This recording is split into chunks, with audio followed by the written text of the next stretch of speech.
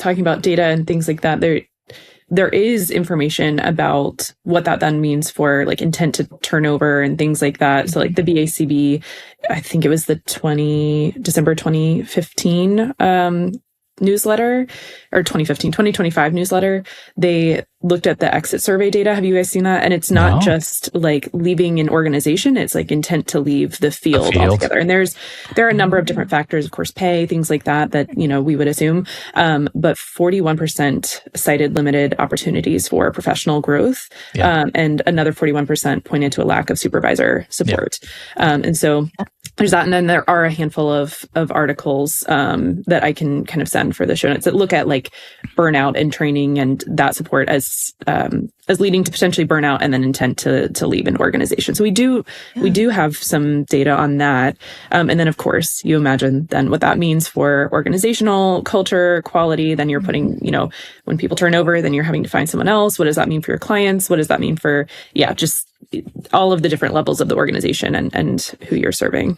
Yeah, absolutely. I mean, that's one thing that we have within the ABA Business Leaders platform, or the system, whatever we're calling it, that we have, we have a lot of We're awesome marketing people. We're awesome marketing whatever, people. Can't you tell that thing that we have? Just go find it. But I don't know, depending on when this airs, right around this time, at the time that this episode is going to air, sometime in July-ish, we have a lot of new, exciting updates coming. But within our ABA Business Leaders, we have growth paths for all positions within your company. And that's part of what started that, right? We wanted to help try to find a way for RBTs who want to stay in RBT, who don't have a desire to become a BCBA. And that's okay too. Like how to help them to have a way to grow and learn and progress in the company, right? And also see where they can go. And see what new skills, be able to advocate for themselves of like, Correct. Okay, here are the skill sets that are available. I want to learn this one next, or, be part of that training process along with the supervisor. So I think that's, I'm hoping as that grows, we have a few people using that now, but I'm hoping as that grows, we're also, going to start, collecting some data to understand more parts of that to help know how to build it out in a way that can support staff. But I'd love to talk more about supervision. And so part of supervision is ongoing training, right? Because that's a great thing about our field is we don't just train or it's not designed at least to just train and throw in and then here you go. Like that's what part of what supervision is to guide and, assess and, not just the learner skills, but the clinician or the technician skills and knowing how to support them to do what they need to support the learner, right? And so let's kind of shift to that a little bit. And I know I would love to hear all of your advice and ideas on that, Allyson, for sure.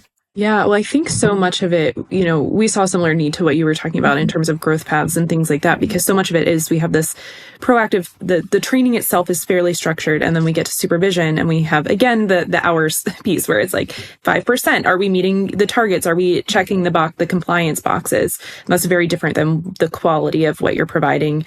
And then I think even the word supervision means so many different things. And we have fieldwork supervision, we have ongoing supervision, we have supervision of client, for billing purposes and billing codes. And so even when we think about RBT supervision, you have really the supervision of the case and the client and their progress, which is of course interconnected with the supervision of the person delivering those services.